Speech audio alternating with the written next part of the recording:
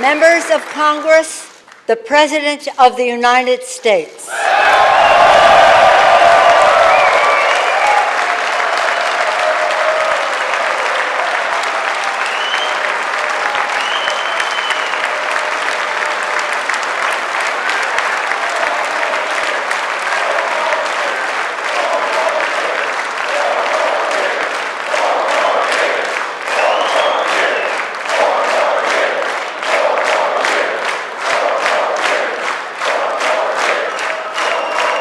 Thank you very much.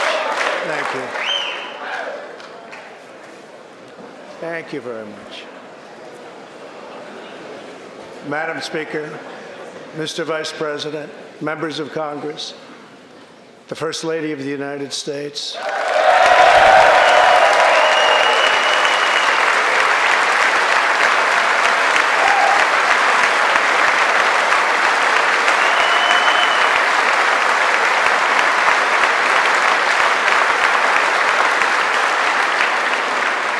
And my fellow citizens, 3 years ago, we launched the Great American Comeback.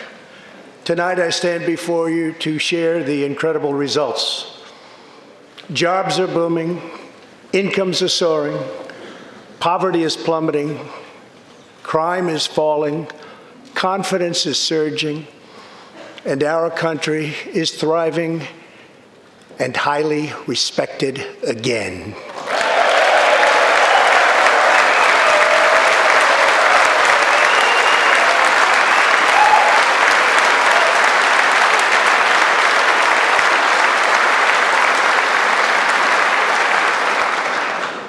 America's enemies are on the run, America's fortunes are on the rise, and America's future is blazing bright. The years of economic decay are over.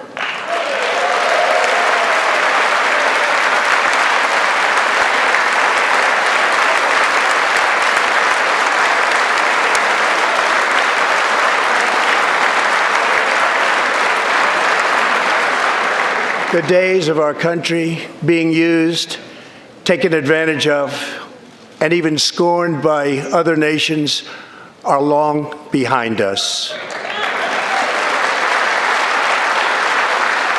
Gone too are the broken promises, jobless recoveries, tired platitudes, and constant excuses for the depletion of American wealth, power, and prestige. In just 3 short years, we have shattered the mentality of American decline, and we have rejected the downsizing of Americans' destiny. We have totally rejected the downsizing.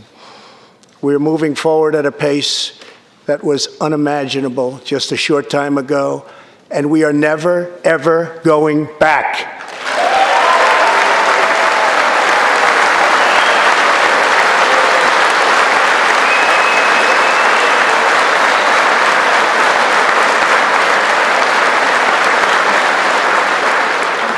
I am thrilled to report to you tonight that our economy is the best it has ever been. Our military is completely rebuilt, with its power being unmatched anywhere in the world, and it's not even close. Our borders are secure, our families are flourishing, our values are renewed, our pride is restored. And for all of these reasons, I say to the people of our great country, and to the members of Congress, the state of our union is stronger than ever before.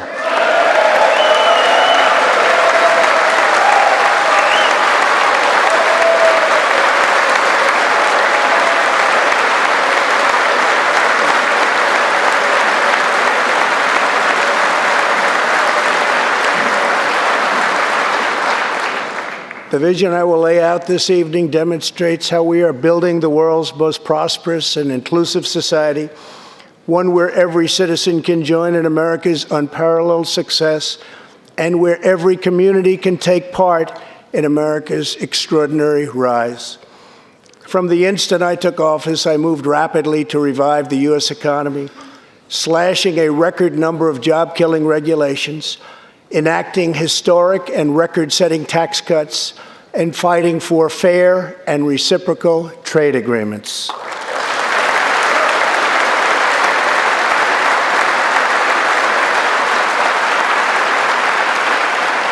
Our agenda is relentlessly pro-worker, pro-family, pro-growth, and most of all, pro-American.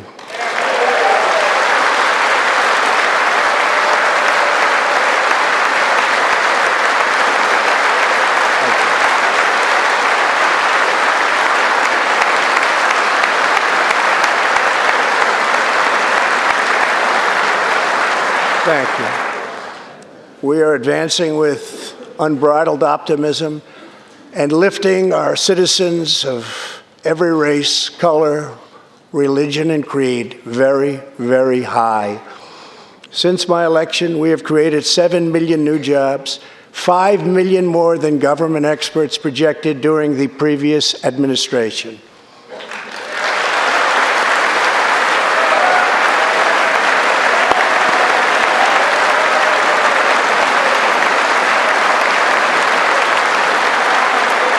The unemployment rate is the lowest in over half a century. And very incredibly, the average unemployment rate under my administration is lower than any administration in the history of our country. Yeah.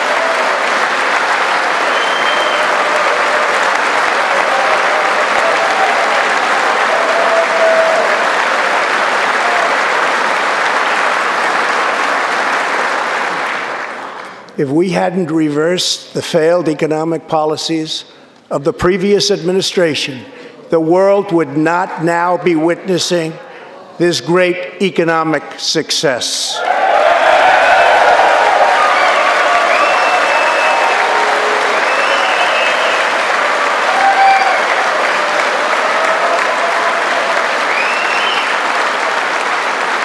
The unemployment rate for African Americans, Hispanic Americans, and Asian Americans has reached the lowest levels in history.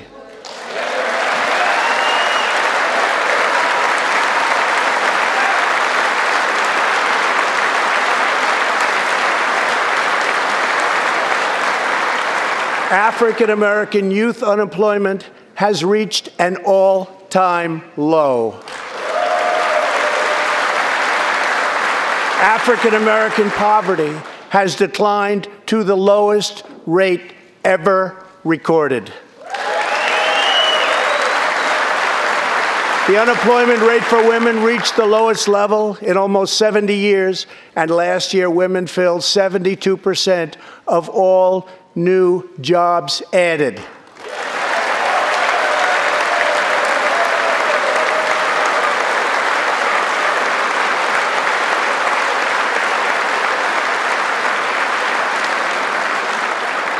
The veterans' unemployment rate dropped to a record low.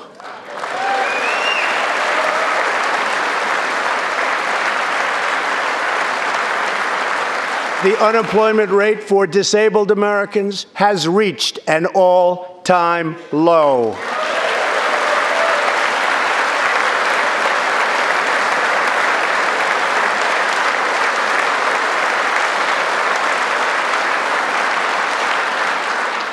Workers without a high school diploma have achieved the lowest unemployment rate recorded in U.S. history.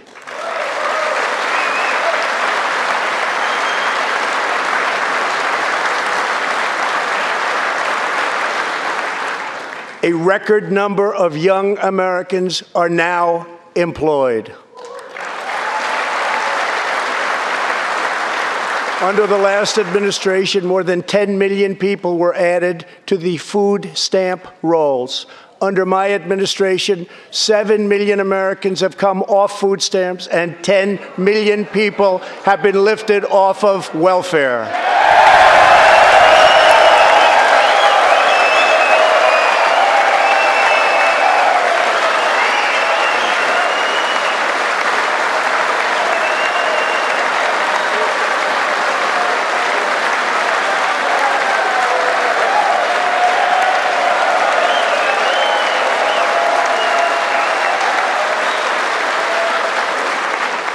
In 8 years under the last administration, over 300,000 working-age people dropped out of the workforce.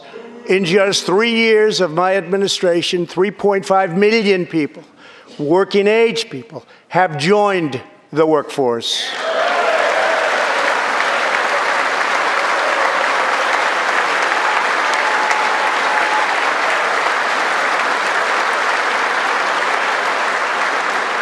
Since my election, the net worth of the bottom half of wage earners has increased by 47%, 3 times faster than the increase for the top 1%.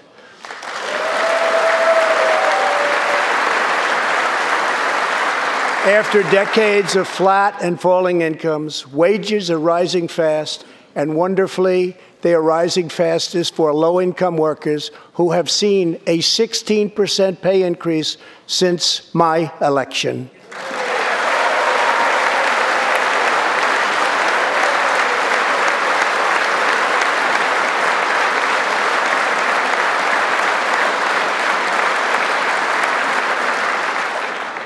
This is a blue-collar boom.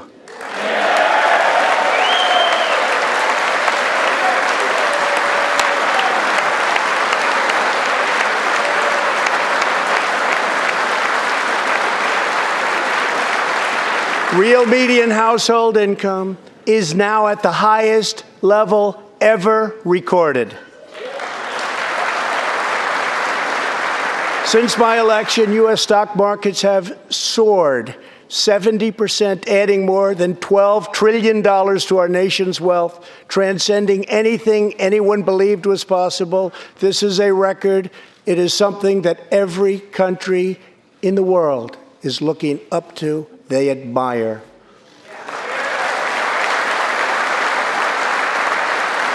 Consumer confidence has just reached amazing new highs.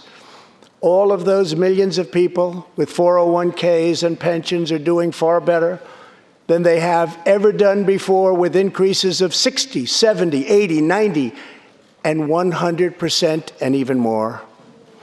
Jobs and investments are pouring into 9,000 previously neglected neighborhoods, thanks to Opportunity Zones, a plan spearheaded by Senator Tim Scott as part of our great Republican tax cuts.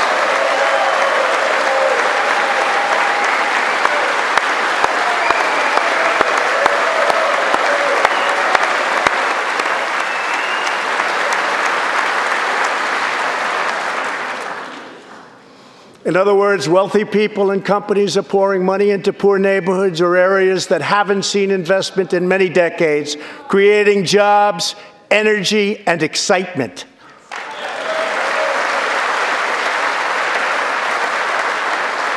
This is the first time that these deserving communities have seen anything like this. It's all working. Opportunity Zones are helping Americans like Army veteran Tony Rankins from Cincinnati, Ohio.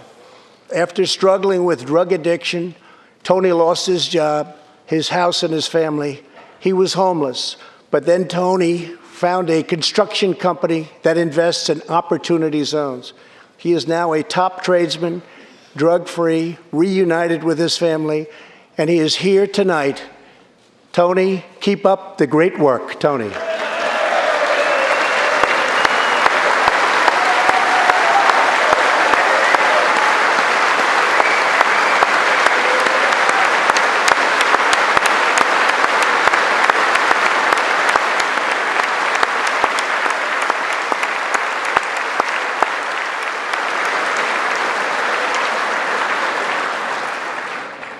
Thank you, Tony. Our roaring economy has, for the first time ever, given many former prisoners the ability to get a great job and a fresh start. This second chance at life is made possible because we passed landmark criminal justice reform into law. Everybody said that criminal justice reform couldn't be done, but I got it done, and the people in this room got it done.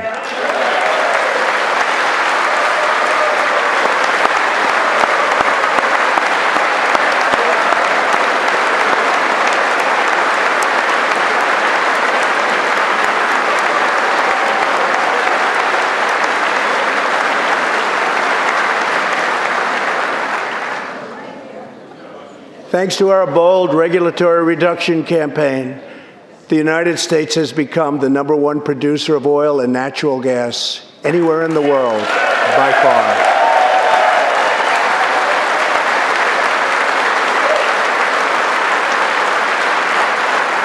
With the tremendous progress we have made over the past 3 years, America is now energy independent, and energy jobs, like so many other elements of our country, are at a record high.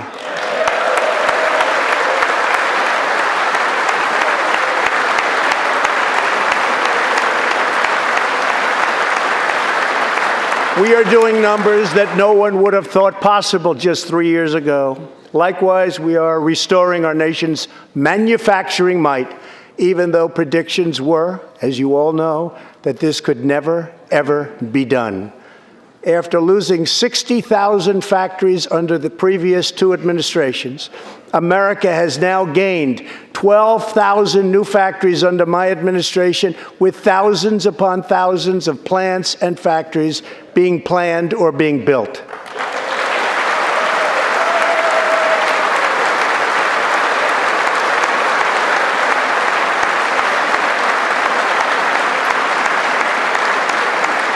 Companies are not leaving.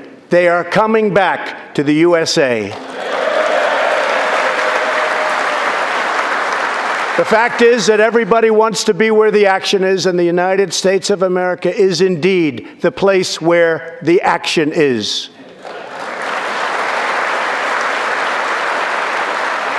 One of the biggest promises I made to the American people was to replace the disastrous NAFTA trade deal.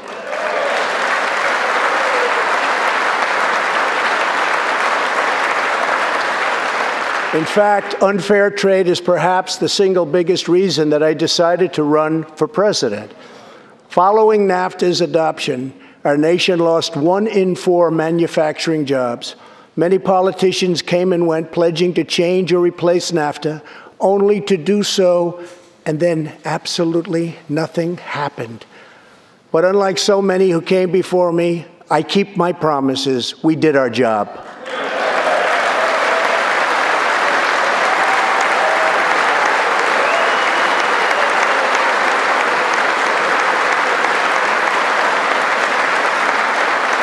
6 days ago, I replaced NAFTA and signed the brand new U.S.-Mexico-Canada agreement into law. The USMCA will create nearly 100,000 new high-paying American auto jobs and massively boost exports for our farmers, ranchers, and factory workers.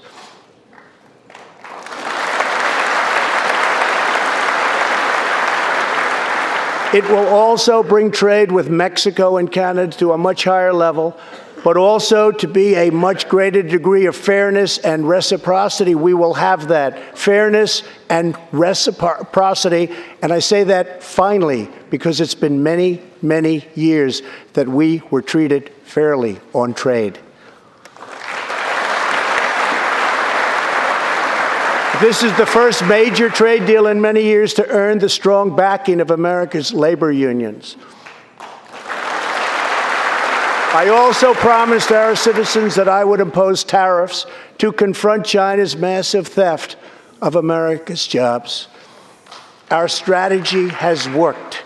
Days ago, we signed the groundbreaking new agreement with China that will defend our workers, protect our intellectual property, bring billions and billions of dollars into our treasury, and open vast new markets for products made and grown right here in the USA.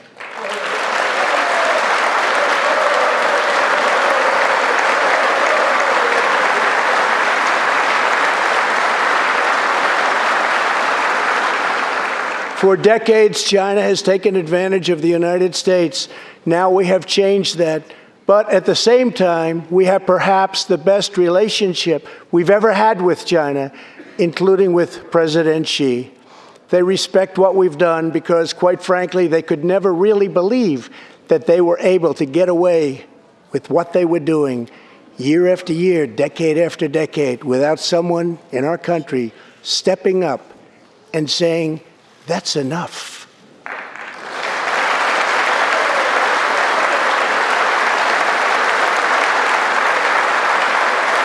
Now we want to rebuild our country, and that's exactly what we're doing. We are rebuilding our country.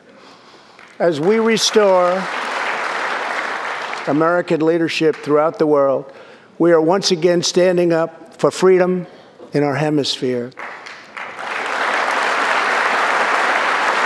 That's why my administration reversed the failing policies of the previous administration on Cuba.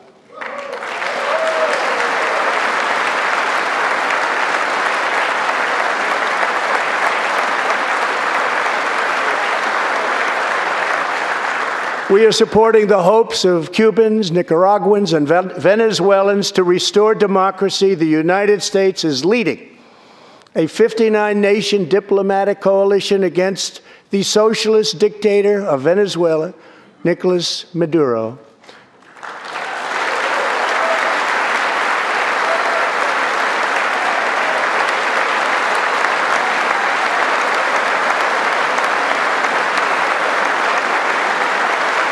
Maduro is an illegitimate ruler, a tyrant who brutalizes his people, but Maduro's grip on tyranny will be smashed and broken. Here this evening is a very brave man who carries with him the hopes, dreams, and aspirations of all Venezuelans. Joining us in the gallery is the true and legitimate president of Venezuela, Juan Guaido. Mr. President, please take this message back to your homeland.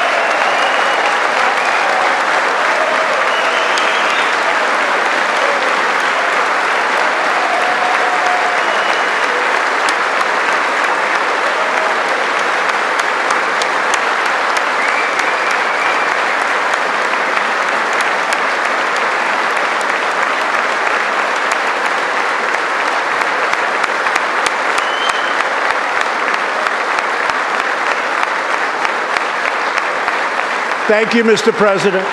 Great honor. Thank you very much. Please take this message back that all Americans are united with the Venezuelan people in their righteous struggle for freedom. Thank you very much, Mr. President.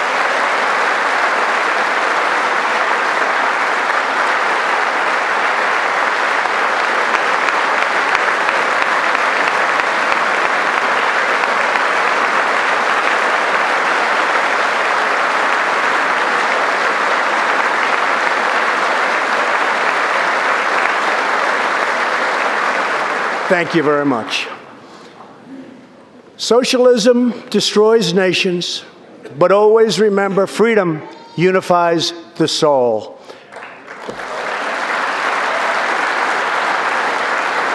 To safeguard American liberty, we have invested a record-breaking $2.2 trillion in the United States military.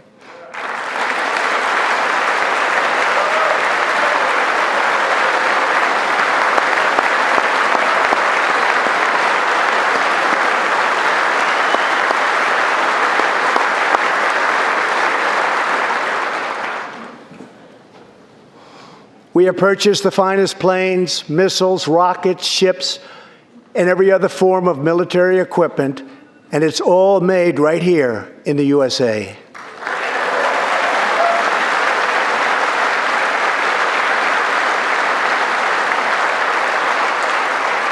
We are also getting our allies, finally, to help pay their fair share.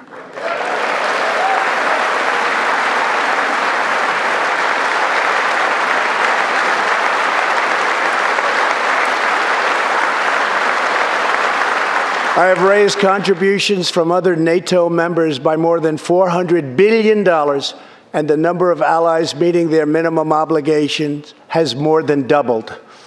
And just weeks ago, for the first time since President Truman established the Air Force, more than 70 years earlier, we created a brand new branch of the United States Armed Forces.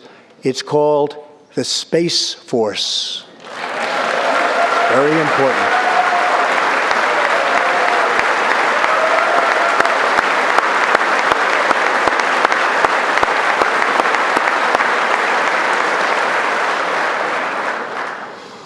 In the gallery tonight, we have a young gentleman and what he wants so badly, 13 years old, Ian Lawnfay. He's an 8th grader from Arizona. Ian, please stand up. Ian has always dreamed of going to space. He was the first in his class and among the youngest at an aviation academy. He aspires to go to the Air Force Academy, and then he has his eye on the Space Force. As Ian says, most people look up at space. I want to look down on the world.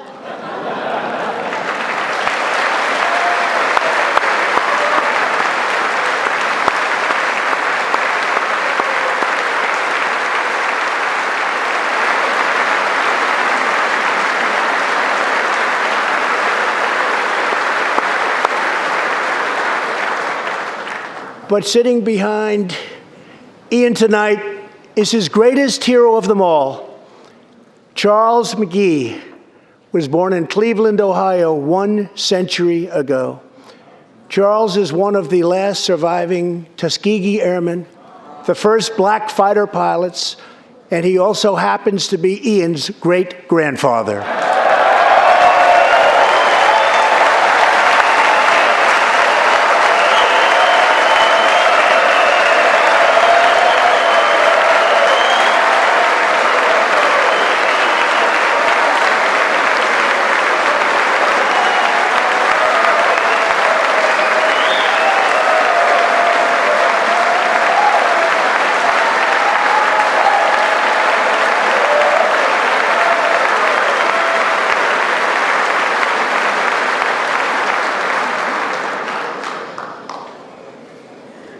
Incredible story.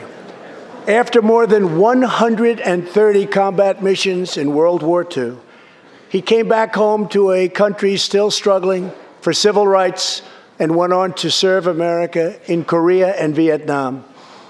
On December 7th, Charles celebrated his 100th birthday.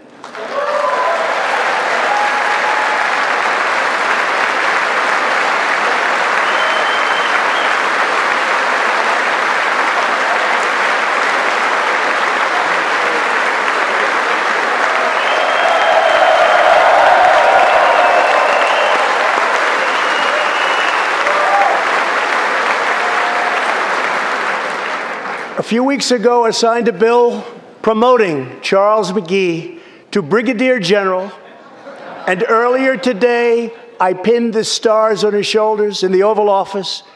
General McGee, our nation salutes you. Thank you, sir.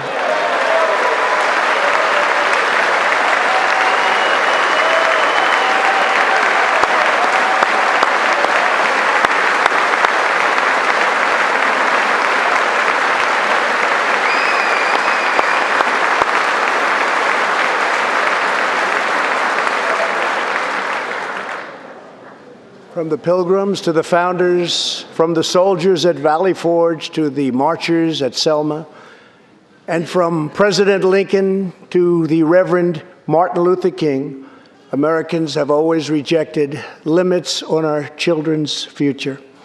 Members of Congress, we must never forget that the only victories that matter in Washington are victories that deliver for the American people.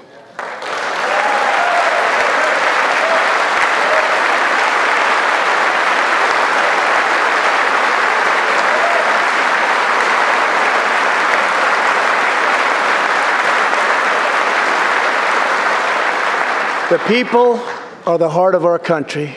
Their dreams are the soul of our country, and their love is what powers and sustains our country.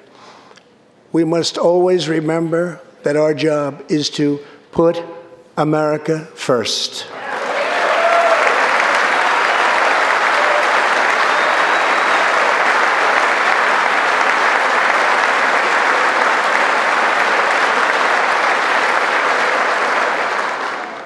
The next step forward in building an inclusive society is making sure that every young American gets a great education and the opportunity to achieve the American dream.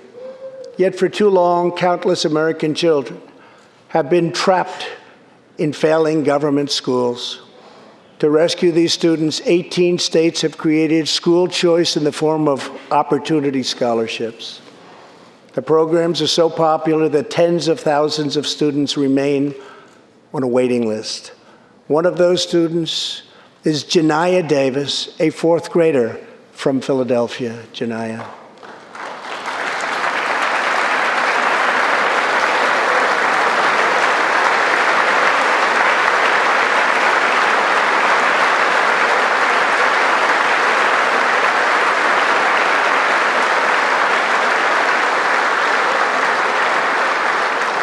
Janiyah's mom, Stephanie, is a single parent. She would do anything to give her daughter a better future. But last year, that future was put further out of reach when Pennsylvania's governor vetoed legislation to expand school choice to 50,000 children.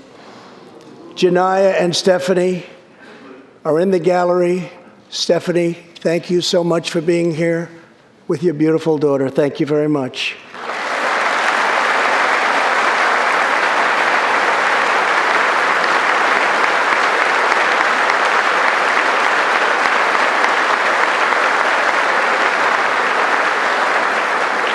But Janiyah, I have some good news for you, because I am pleased to inform you that your long wait is over. I can proudly announce tonight that an opportunity scholarship has become available. It's going to you, and you will soon be heading to the school of your choice.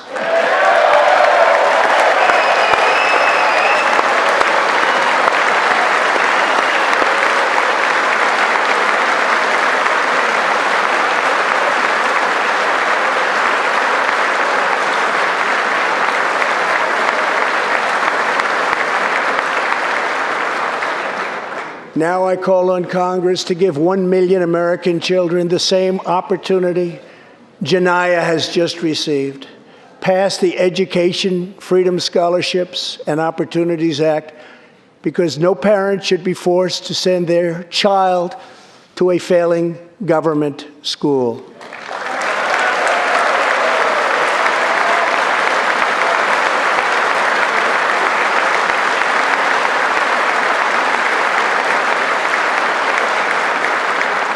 Every young person should have a safe and secure environment in which to learn and to grow.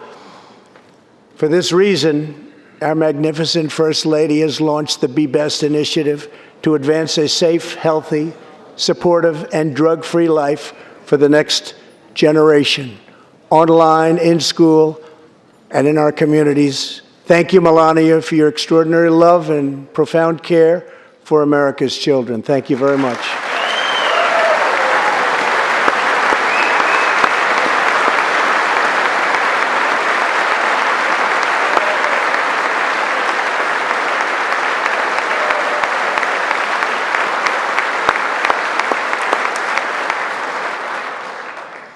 My administration is determined to give our citizens the opportunities they need, regardless of age or background.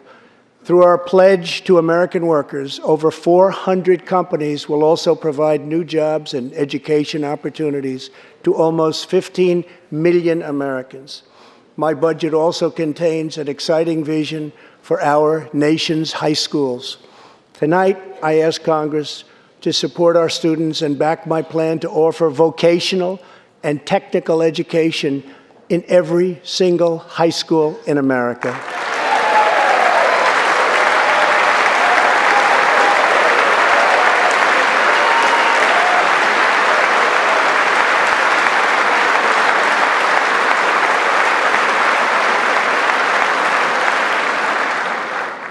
To expand equal opportunity, I am also proud that we achieved record and permanent funding for our nation's historically black colleges and universities.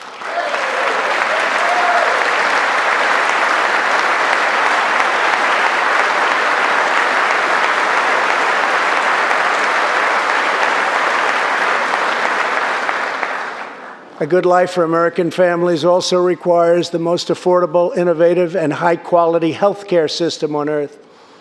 Before I took office, health insurance premiums had more than doubled in just 5 years. I moved quickly to provide affordable alternatives. Our new plans are up to 60% less expensive and better.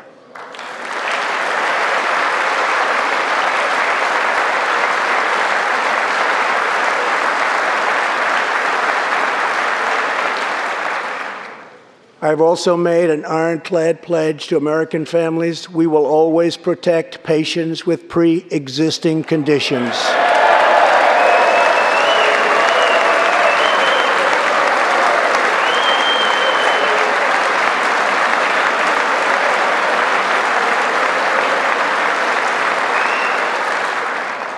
And we will always protect your Medicare, and we will always protect your Social Security, always.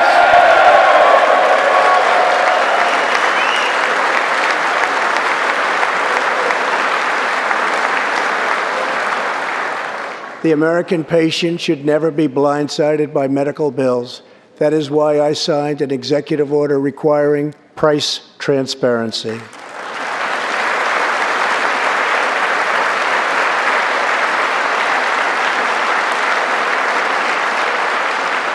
Many experts believe that transparency, which will go into full effect at the beginning of next year, will be even bigger than health care reform.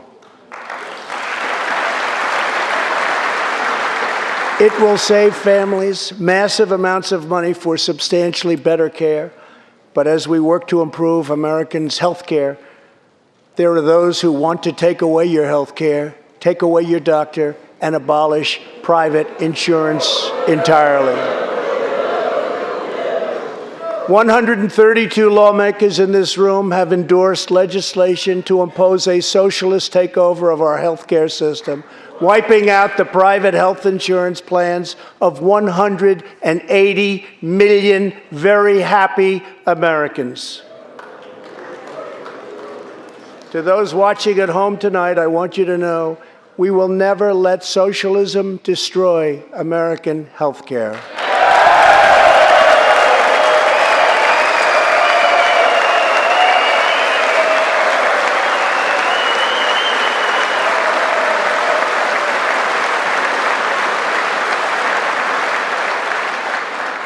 Over 130 legislators in this chamber have endorsed legislation that would bankrupt our nation by providing free taxpayer-funded health care to millions of illegal aliens, forcing taxpayers to subsidize free care for anyone in the world who unlawfully crosses our borders. These proposals would raid the Medicare benefits of our seniors and that our seniors depend on, while acting as a powerful lure for illegal immigration. That is what is happening in California and other states. Their systems are totally out of control, costing taxpayers vast and unaffordable amounts of money. If forcing American taxpayers to provide unlimited free health care to illegal aliens sounds fair to you, then stand with the radical left. But if you believe that we should defend American patients and American seniors, then stand with me and pass legislation to prohibit free government health care for illegal aliens.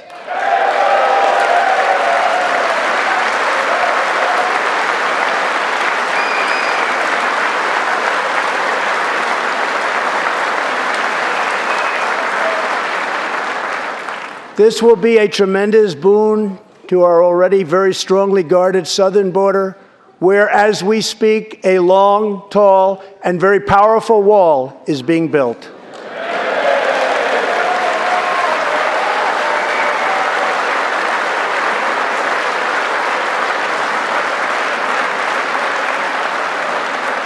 We have now completed over 100 miles and have over 500 miles fully completed in a very short period of time. Early next year, we will have substantially more than 500 miles completed.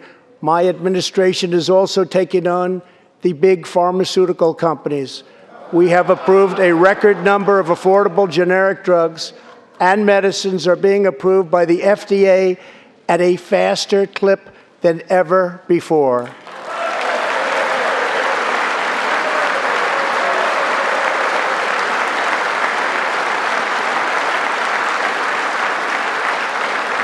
And I was pleased to announce last year that for the first time in 51 years, the cost of prescription drugs actually went down.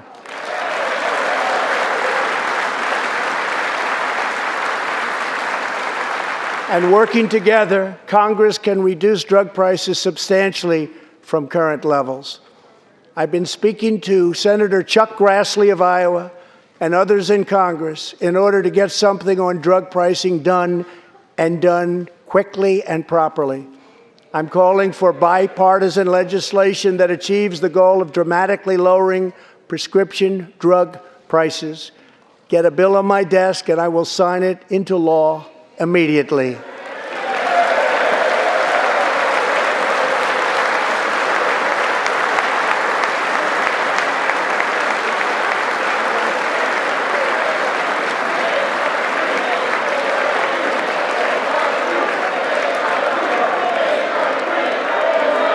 With unyielding commitment, we are curbing the opioid epidemic.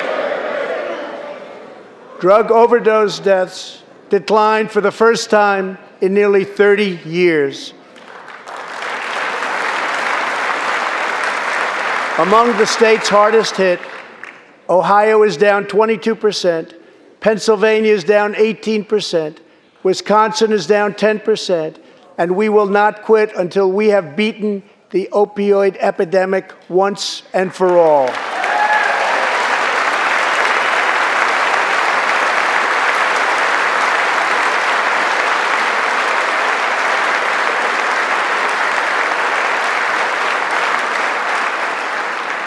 Protecting Americans' health also means fighting infectious diseases. We are coordinating with the Chinese government and working closely together on the coronavirus outbreak in China.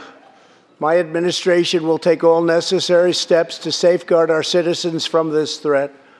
We have launched ambitious new initiatives to substantially improve care for Americans with kidney disease, Alzheimer's, and those struggling with mental health. And because Congress was so good as to fund my request, new cures for childhood cancer, and we will eradicate the AIDS epidemic in America by the end of this decade.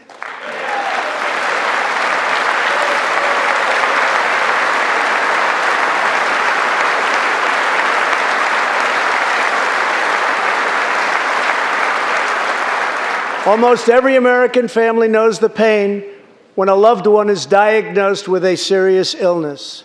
Here tonight is a special man, beloved by millions of Americans, who just received a stage 4 advanced cancer diagnosis. This is not good news, but what is good news is that he is the greatest fighter and winner that you will ever meet. Rush Limbaugh, thank you for your decades of tireless devotion to our country.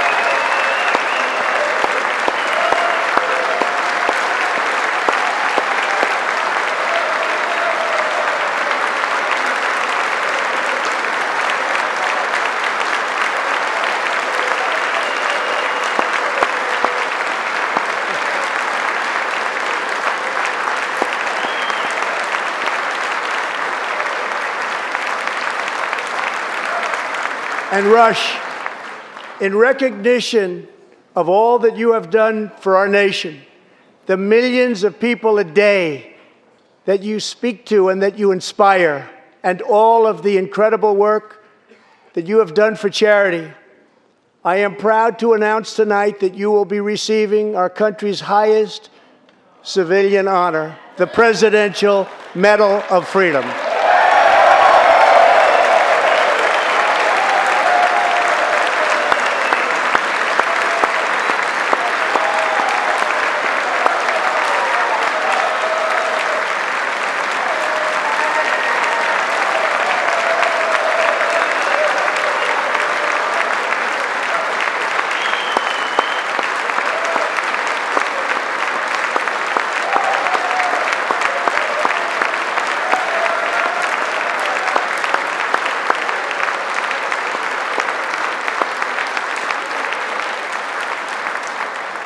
I will now ask the First Lady of the United States to present you with the honor, please.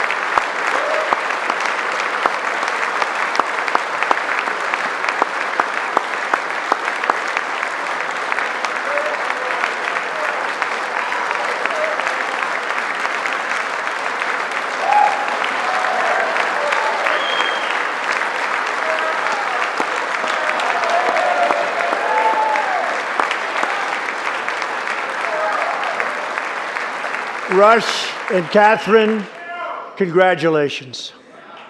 Thank you, Catherine. As we pray for all who are sick, we know that America is constantly achieving new medical breakthroughs. In 2017, doctors at St. Luke's Hospital in Kansas City delivered one of the earliest premature babies ever to survive. Born at just 21 weeks and 6 days and weighing less than a pound, Ellie Schneider was a born fighter. Through the skill of her doctors and the prayers of her parents, little Ellie kept on winning the battle of life. Today, Ellie is a strong, healthy 2-year-old girl sitting with her amazing mother, Robin. In the gallery, Ellie and Robin, we are glad to have you with us tonight.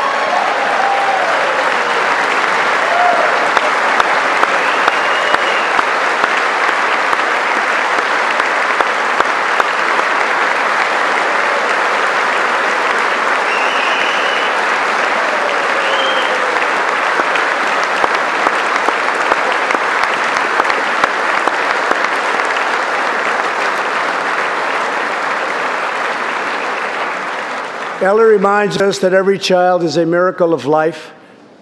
And thanks to modern medical wonders, 50% of very premature babies delivered at the hospital where Ellie was born now survive.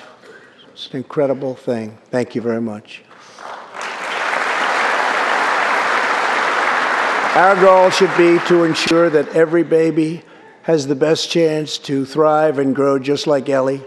That is why I'm asking Congress to provide an additional $50 million to fund neonatal research for America's youngest patients.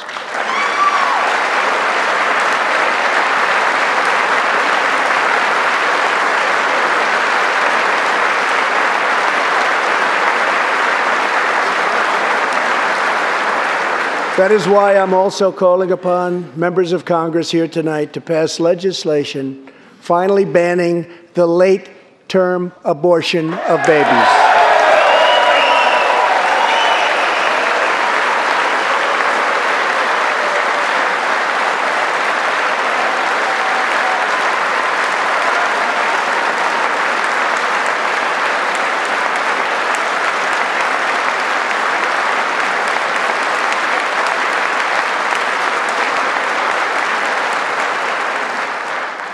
Whether we are Republican, Democrat, or Independent, surely we must all agree that every human life is a sacred gift from God.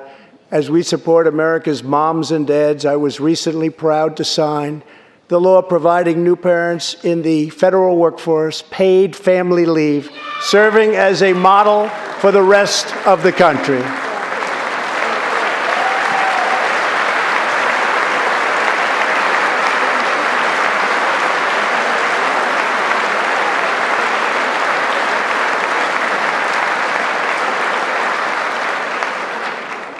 Now I call on Congress to pass the bipartisan Advancing Support for Working Families Act, extending family leave to mothers and fathers all across our nation.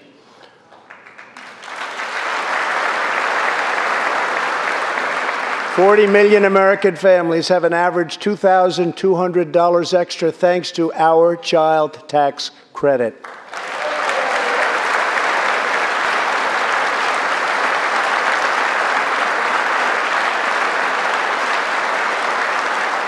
I've also overseen historic funding increases for high-quality child care, enabling 17 states to help more children, many of which have reduced or eliminated their wait lists altogether.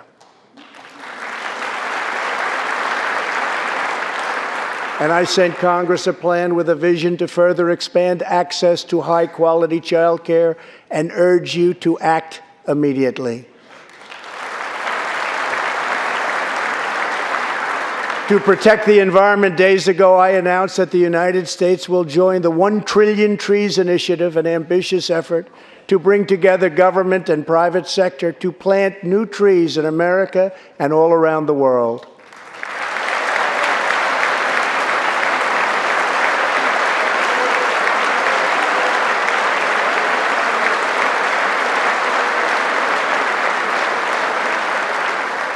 We must also rebuild America's infrastructure.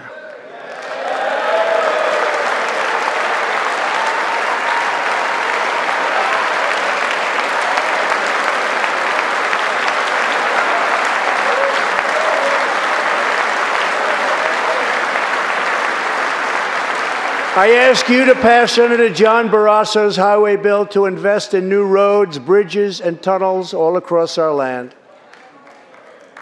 I'm also committed to ensuring that every citizen can have access to high-speed internet, including and especially in rural America.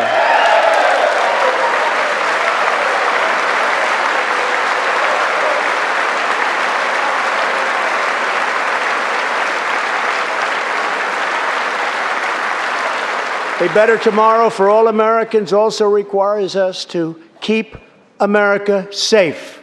That means supporting the men and women of law enforcement at every level, including our nation's heroic ICE officers.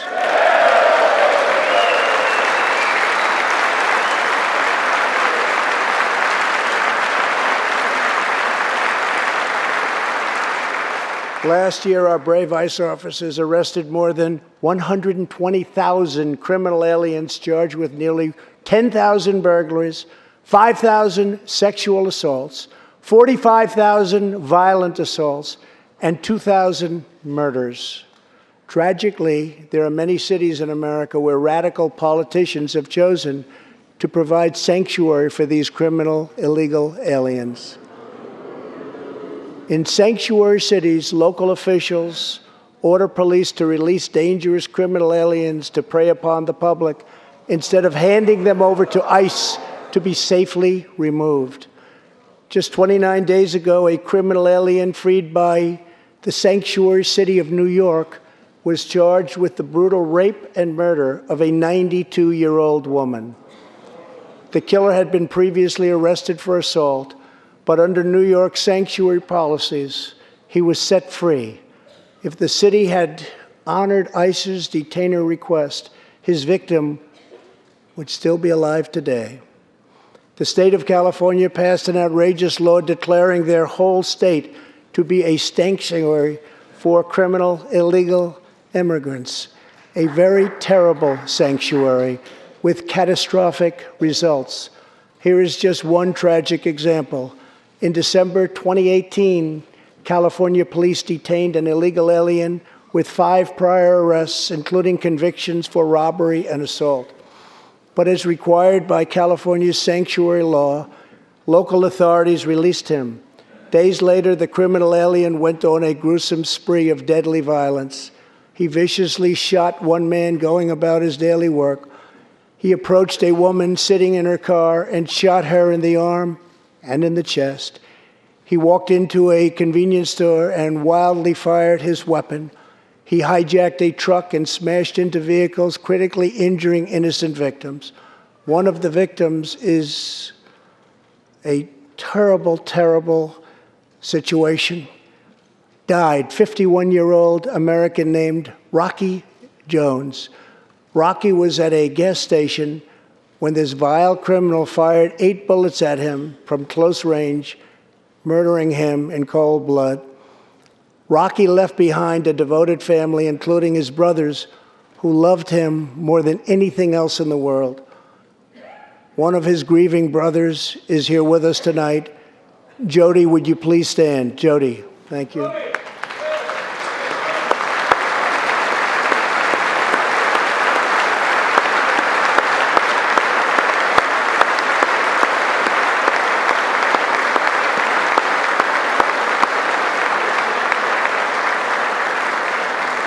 Jody, our hearts weep for your loss, and we will not rest until you have justice.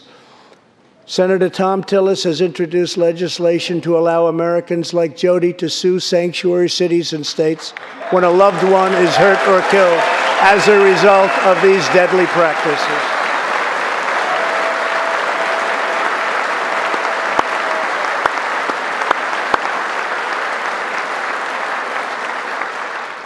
I ask Congress to pass the Justice for Victims of Sanctuary Cities Act immediately. The United States of America should be a sanctuary for law-abiding Americans, not criminal aliens.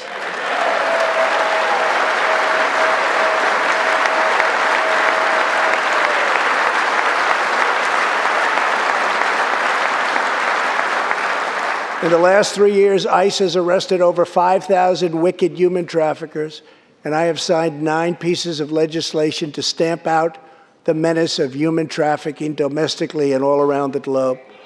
My administration has undertaken an unprecedented effort to secure the southern border of the United States.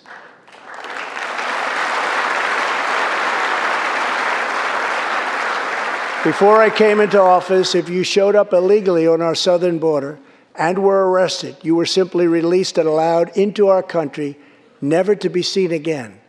My administration has ended catch and release.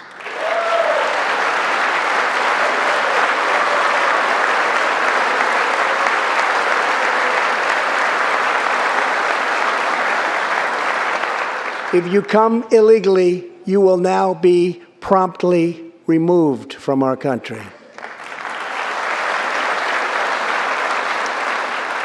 Very importantly, we entered into historic cooperation agreements with the governments of Mexico, Honduras, El Salvador, and Guatemala.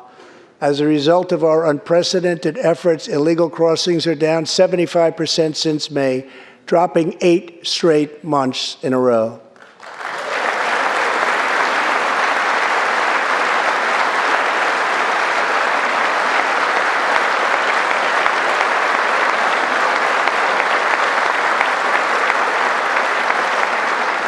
And as the wall rapidly goes up, drug seizures rise, and the border crossings are going down and going down very rapidly.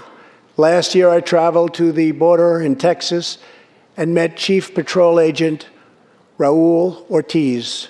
Over the last 24 months, Agent Ortiz and his team have seized more than 200,000 pounds of poisonous narcotics, arrested more than 3,000 human smugglers, and rescued more than 2,000 migrants. Days ago, Agent Ortiz was promoted to Deputy Chief of Border Patrol, and he joins us tonight. Chief Ortiz, please stand.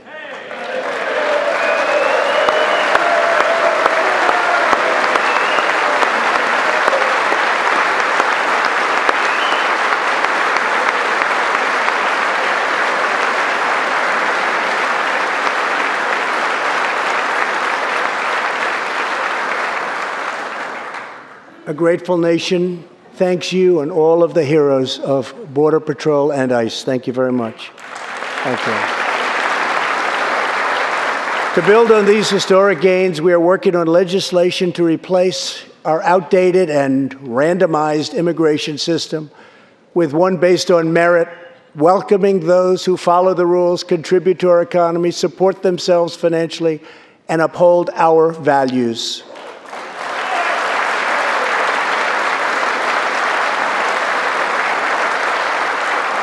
With every action, my administration is restoring the rule of law and reasserting the culture of American freedom.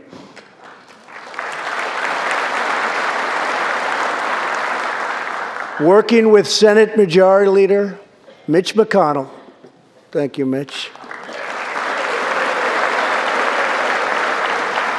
and his colleagues in the Senate, we have confirmed a record number of 187 new federal judges to uphold our Constitution as written. This includes 2 brilliant new Supreme Court justices, Neil Gorsuch and Brett Kavanaugh. Thank you.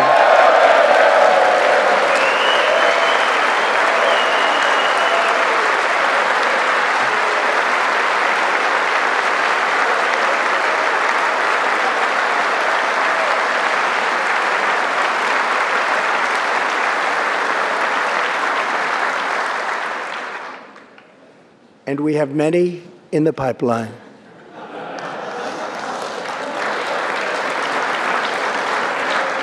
My administration is also defending religious liberty, and that includes the constitutional right to pray in public schools.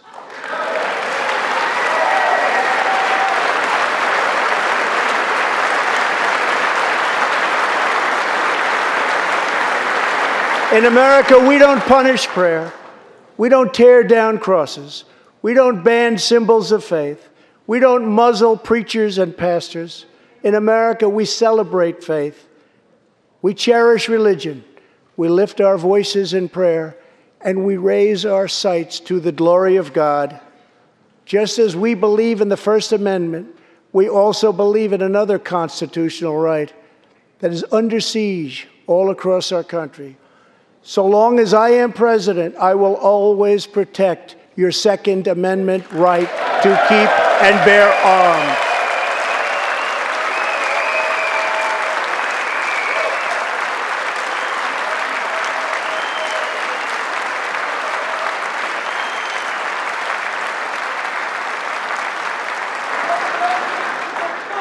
In reaffirming our heritage as a free nation, we must remember that America has always been a frontier nation. Now we must embrace the next frontier, America's manifest destiny in the stars. I am asking Congress to fully fund the Artemis program to ensure that the next man and the first woman on the moon will be American astronauts, using this as a launching pad to ensure that America is the first nation to plant its flag on Mars.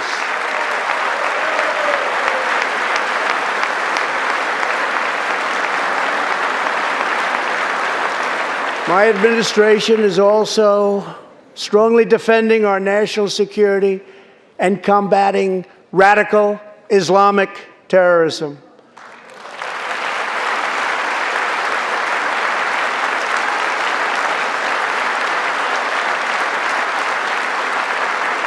Last week, I announced a groundbreaking plan for peace between Israel and the Palestinians.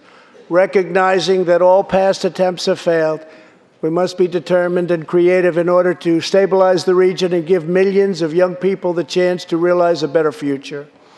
3 years ago, the barbarians of ISIS held over 20,000 square miles of territory in Iraq and Syria. Today, the ISIS territorial caliphate has been 100% destroyed, and the founder and leader of ISIS, the bloodthirsty killer known as al-Baghdadi, is dead.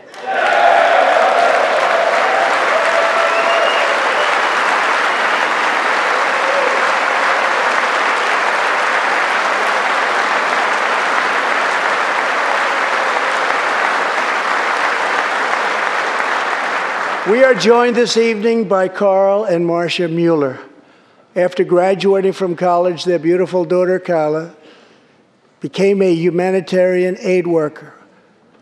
She once wrote, "Some people find God in church, some people find God in nature, some people find God in love. I find God in suffering. I've known for some time what my life's work is, using my hands as tools to relieve suffering."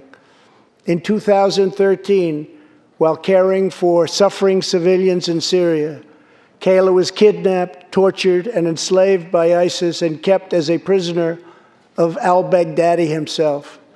After more than 500 horrifying days of captivity, al-Baghdadi murdered young, beautiful Kayla. She was just 26 years old. On the night that U.S. Special Forces operations ended al-Baghdadi's miserable life, the chairman of the Joint Chiefs of Staff, General Mark Milley, received a call in the Situation Room. He was told that the brave men of the elite Special Forces team that so perfectly carried out the operation had given their mission a name, Task Force 814. It was a reference to a special day, August 14th, Kayla's birthday. Carl and Marcia, America's warriors, never forgot Kayla, and neither will we. Thank you.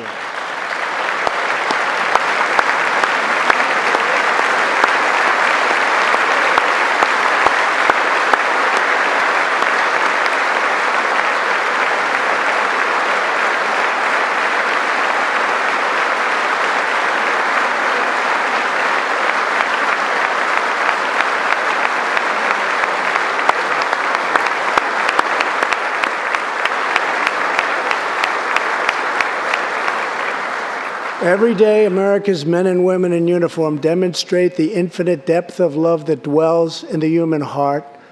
One of these American heroes was Army Staff Sergeant Christopher Hake. On his second deployment to Iraq in 2008, Sergeant Hake wrote a letter to his one-year-old son, Gage. "I will be with you again," he wrote to Gage. "I will teach you to ride your first bike, build your first sandbox, watch you play sports, and see you have kids also. I love you, son. Take care of your mother. I am always with you, Daddy." On Easter Sunday of 2008, Chris was out on patrol in Baghdad when his Bradley fighting vehicle was hit by a roadside bomb. That night, he made the ultimate sacrifice for our country. Sergeant Hake now rests in eternal glory in Arlington, and his wife, Kelly, is in the gallery tonight, joined by their son, who is now a 13-year-old and doing very, very well. To Kelly and Gage, Chris will live in our hearts forever. He is looking down on you now. Thank you.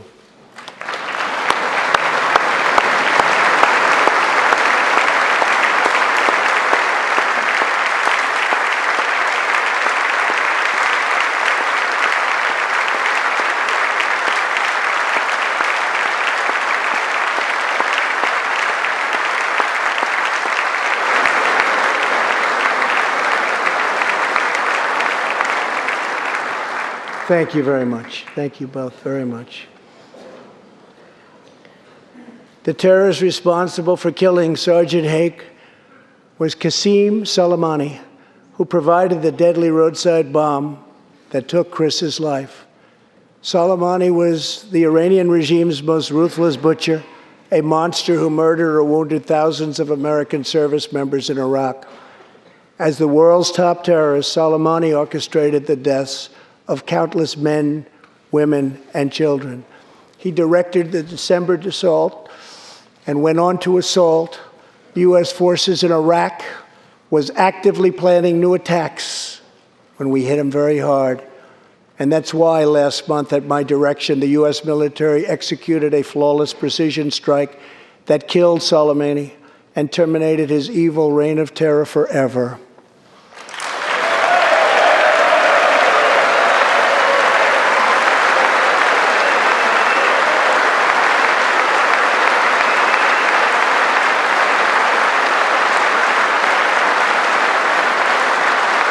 Our message to the terrorists is clear.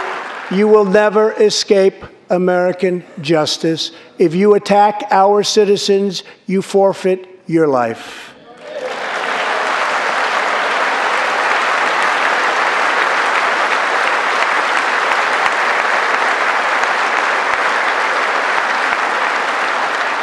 In recent months, we have seen proud Iranians raise their voices against their oppressive rulers.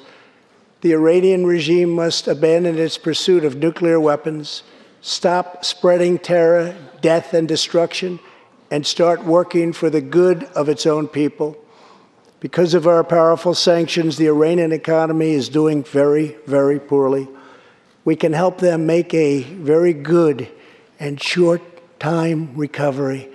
It can all go very quickly, but perhaps they are too proud or too foolish to ask for that help. We are here. Let's see which road they choose. It is totally up to them.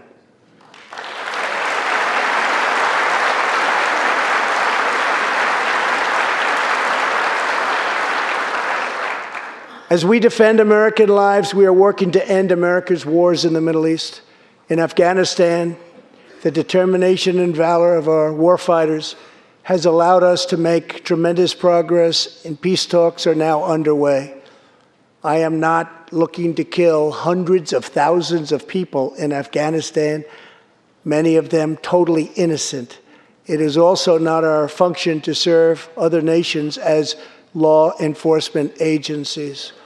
These are warfighters that we have, the best in the world, and they either want to fight to win or not fight at all. We are working to finally end America's longest war and bring our troops back home.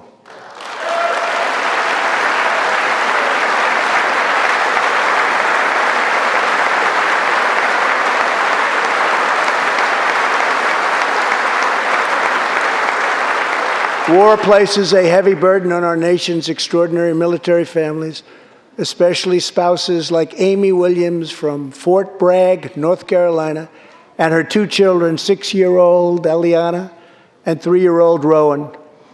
Amy works full-time and volunteers countless hours helping other military families. For the past 7 months, she has done it all while her husband, Sergeant First Class Townsend Williams, is in Afghanistan on his 4th deployment in the Middle East. Amy's kids haven't seen their father's face in many months. Amy, your family's sacrifice makes it possible for all of our families to live in safety and in peace, and we want to thank you. Thank you, Amy.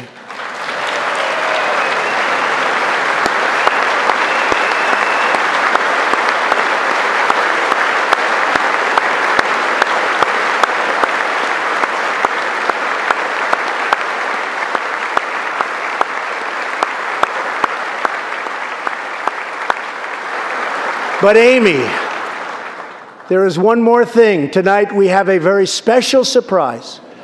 I am thrilled to inform you that your husband is back from deployment. He is here with us tonight, and we couldn't keep him waiting any longer.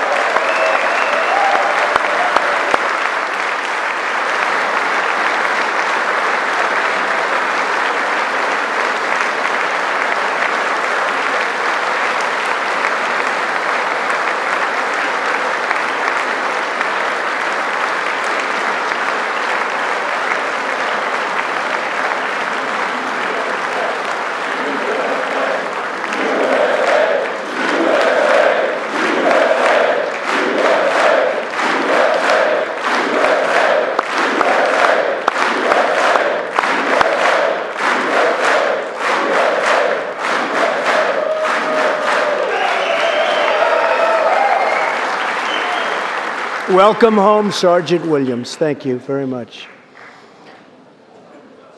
As the world bears witness tonight, America is a land of heroes.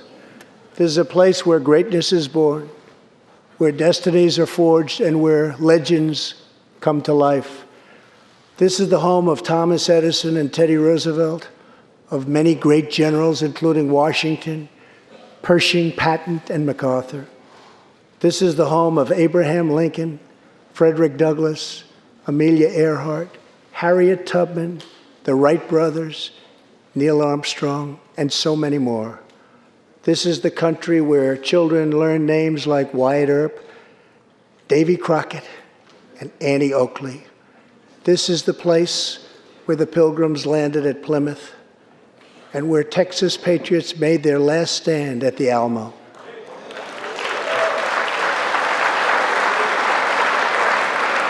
The beautiful, beautiful Alamo. The American nation was carved out of the vast frontier by the toughest, strongest, fiercest, and most determined men and women ever to walk on the face of the earth. Our ancestors braved the unknown, tamed the wilderness, settled the Wild West, lifted millions from poverty, disease, and hunger, vanquished tyranny and fascism, ushered the world to new heights of science and medicine, laid down the railroads, dug out the canals, raised up the skyscrapers, and ladies and gentlemen, our ancestors built the most exceptional republic ever to exist in all of human history, and we are making it greater than ever before.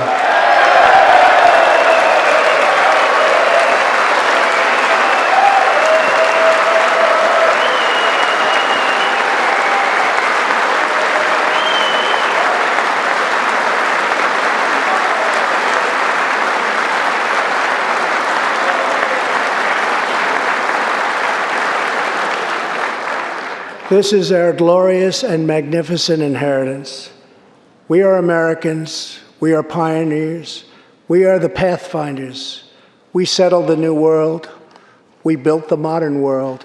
And we change history forever by embracing the eternal truth that everyone is made equal by the hand of Almighty God.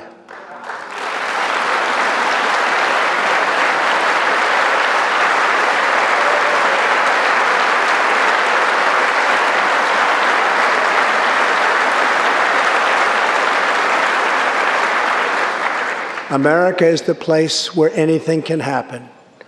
America is the place where anyone can rise. And here, on this land, on this soil, on this continent, the most incredible dreams come true.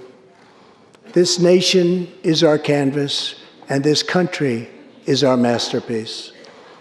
We look at tomorrow and see unlimited frontiers just waiting to be explored. Our brightest discoveries are not yet known. Our most thrilling stories are not yet told. Our grandest journeys are not yet made. The American age, the American epic, the American adventure has only just begun. Our spirit is still young. The sun is still rising. God's grace is still shining. And my fellow Americans, the best is yet to come. Thank you, God bless you, and God bless America. Thank you very much.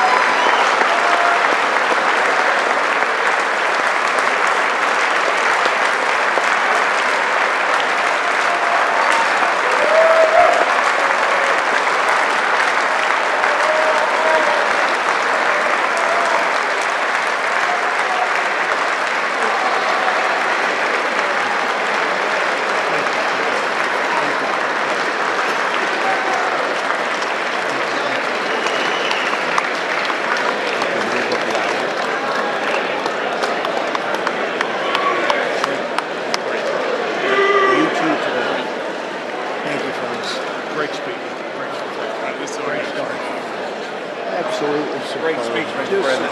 Unbelievable. Just Awesome speech. You nailed it. Great job, Mr. President. Any chance you can sign that? Sign my tie for me? Thank you. You got to sign the children's tie. You get better every year, buddy. Great defense of American exceptionalism. Thank you. You did great. Great job. Thank you so much. Best speech. Great speech. Brilliant, Mr. President. Absolutely brilliant. Reagan-esque. What you did was awesome. Thank you. Wonderful. Mr. President, Best event. you signed this for a charity. Thank you so much. Same for you. No Tennessee. You got it. You take it with you. Good job, brother. Thank you. Crushed it, Mr. President. Amazing job, sir. Great job. So proud of you, Mr. President. That was awesome. You crushed it. It was a clean spirit.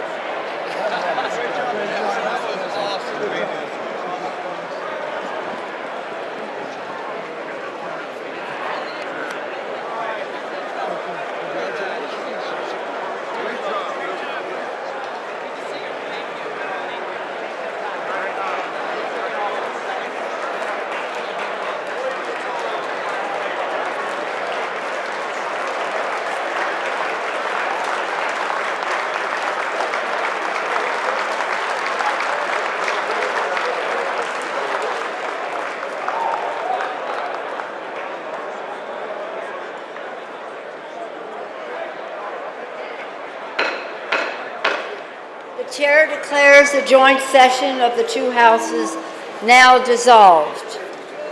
Then we go.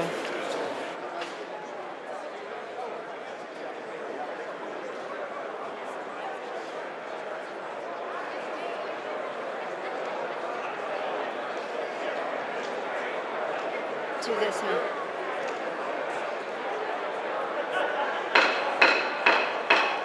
The House will come to order.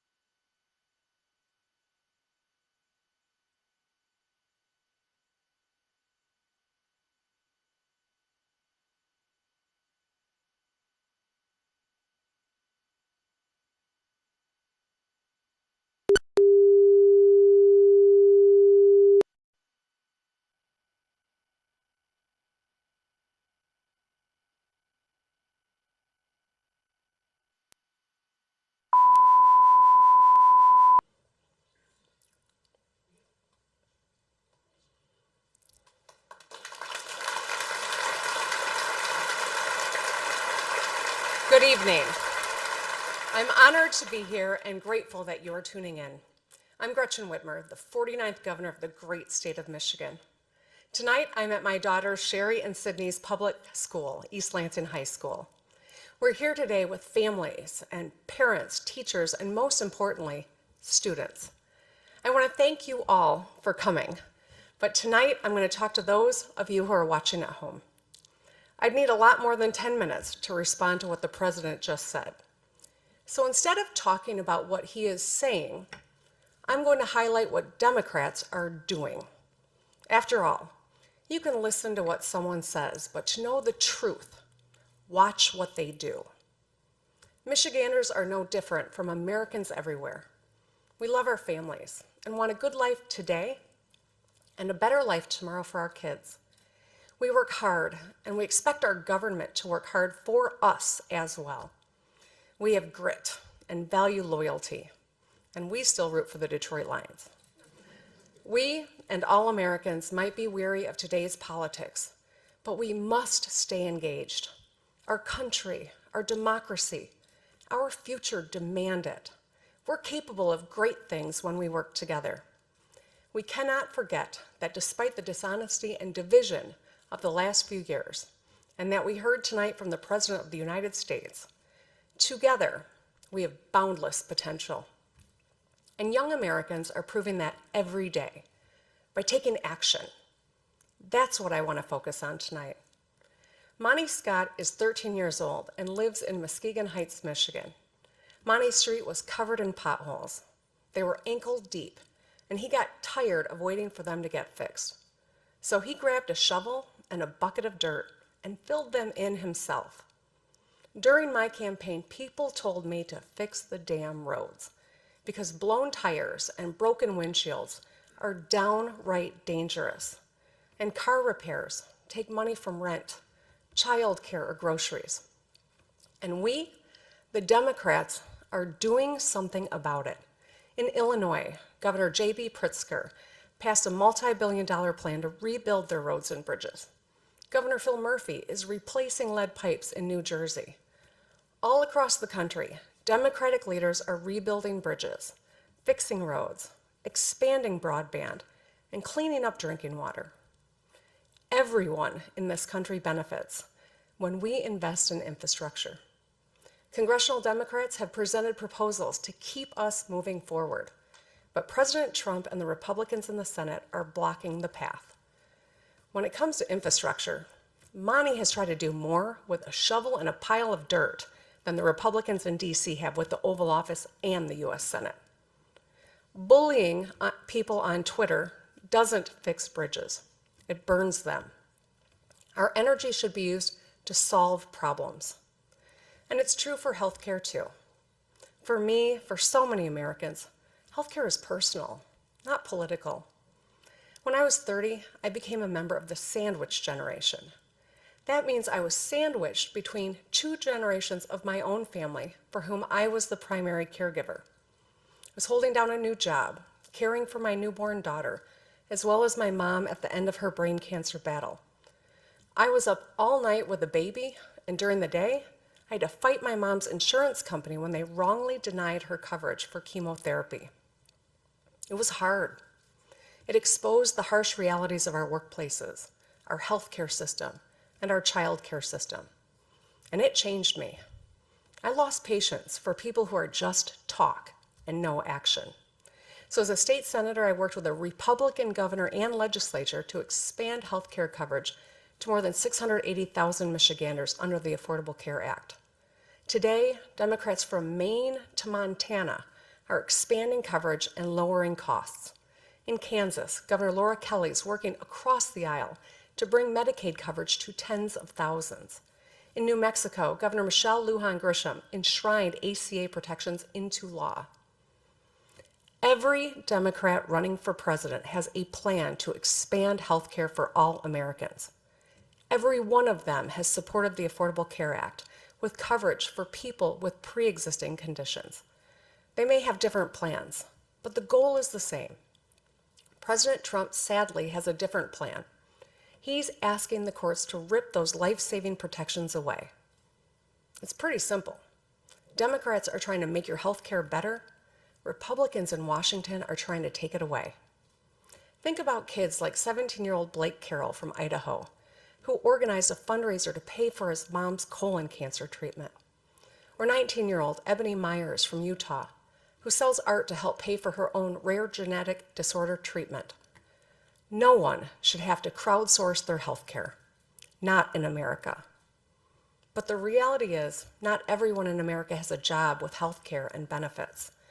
In fact, many have jobs that don't even pay enough to cover their monthly expenses. It doesn't matter what the president says about the stock market. What matters is that millions of people struggle to get by or don't have enough money at the end of the month after paying for transportation, student loans, or prescription drugs. American workers are hurting. In my own state, our neighbors in Wisconsin and Ohio, Pennsylvania, and all over the country, wages have stagnated while CEO pay has skyrocketed. So when the president says the economy is strong, my question is, strong for whom? Strong for the wealthy who are reaping rewards from tax cuts they don't need? The American economy needs to be a different kind of strong. Strong for the science teacher spending her own money to buy supplies for her classroom. Strong for the single mom picking up extra hours so she can afford her daughter's soccer cleats. Strong for the small business owner who has to make payroll at the end of the month. Michigan invented the middle class, so we know if the economy doesn't work for working people, it just doesn't work. Who fights for hardworking Americans? Democrats do. In the U.S. House, Speaker Nancy Pelosi and Democrats passed a landmark bill on equal pay, another bill to give 30 million Americans a raise by increasing the minimum wage, and groundbreaking legislation to finally give Medicare the power to negotiate lower drug prices for America's seniors and families. Those three bills and more than 275 other bipartisan bills are just gathering dust on Senate Majority Leader Mitch McConnell's desk. Senator McConnell, America needs you to move those bills. Meanwhile, Democrats across the country are getting things done. Pennsylvania's Governor Tom Wolf is expanding the right to overtime pay. Michigan is too. Because if you're on the clock, you deserve to get paid. Nevada Governor Steve Sisolak and North Carolina Governor Roy Cooper are working to give hard-working teachers a raise. And speaking of the classroom, Wisconsin Governor Tony Evers unilaterally increased school funding by $65 million last year. In Colorado, Governor Jared Polis has enacted free all-day kindergarten. And in 29 states, we've helped pass minimum wage hikes into law, which will lift people out of poverty and improve lives for families. That's strength. That's action. Democracy takes action. And that's why I'm so inspired by young people. They respond to mass shootings, demanding policies that make schools safer. They react to a world that's literally on fire, with fire in their bellies, to push leaders to finally take action on climate change. They take on a road filled with potholes with a shovel and some dirt. It's what gives me great confidence in our future. And it's why sometimes it feels like they're the adults in the room. But it shouldn't have to be that way. It's not their mess to clean up. It's ours. The choices we make today create their reality tomorrow. Young people, I'm talking to you and your parents and grandparents. Democrats want safe schools. We want everyone to have a path to a good life, whether it's through a union apprenticeship, a community college, a four-year university, without drowning in debt. We want your water to be clean. We want you to love who you love and to live authentically as your true selves. And we want women to have autonomy over our bodies. We want our country welcoming, and everyone's vote counted. 2020 is a big year. It's the year my daughter Sherry will graduate from high school. It's also the year she'll cast her first ballot, along with millions of young Americans. The two things are connected, because walking across a graduation stage is as important as walking into the voting booth for the first time. Her future, all our kids' futures, will be determined not just by their dreams, but by our actions. As we witness the impeachment process in Washington, there are some things each of us, no matter our party, should demand. The truth matters. Facts matter. And no one should be above the law. It's not what those senators say. Tomorrow, it's about what they do that matters. Remember, listen to what people say, but watch what they do. It's time for action. Generations of Americans are counting on us. Let's not let them down. Thank you for listening. God bless America. Good night.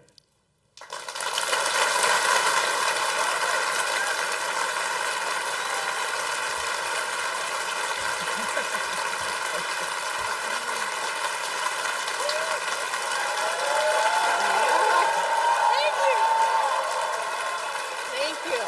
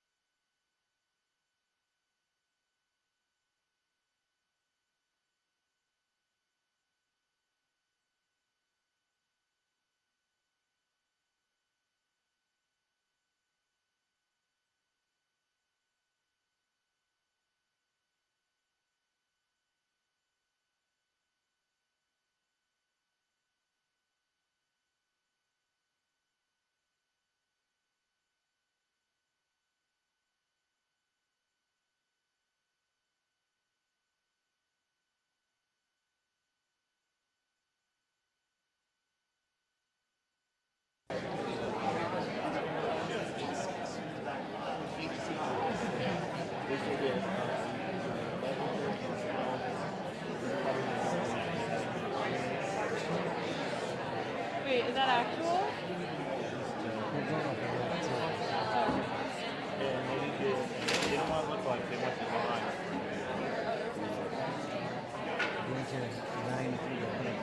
Sleep when you're dead.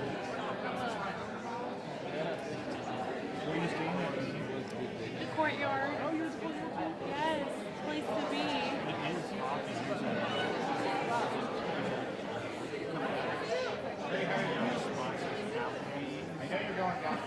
Yeah, it's looking right You can't here. find those either. Yeah.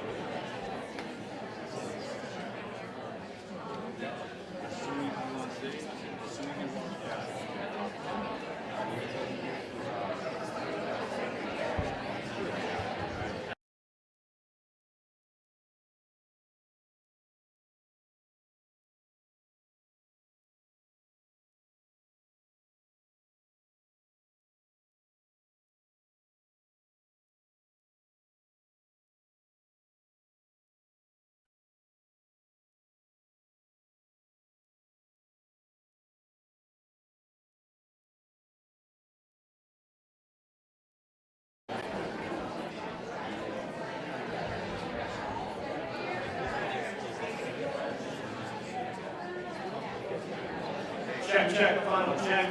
Good, good, good. All right, guys, please see me open my door. Everybody stand up and applaud. Thank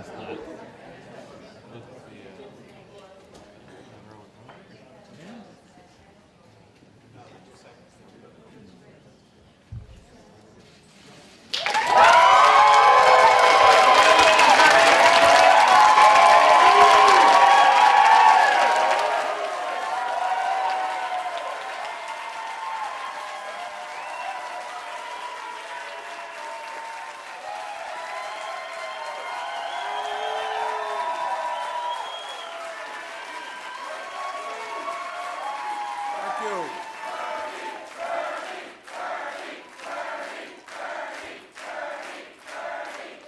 Thank you. Thank you all for being here this evening.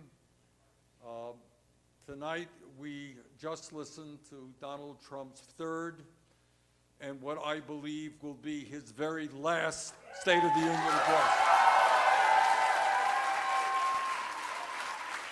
And let me take this opportunity to briefly respond to what President Trump said, and equally important, to what he did not say, and what we must do together to create an economy and a government that works for all of us, not just the 1%.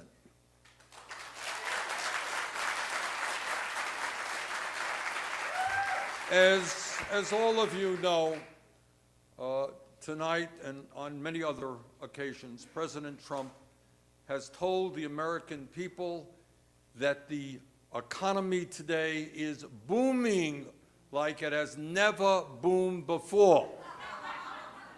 Well, in truth, for Trump and his billionaire friends, he is right.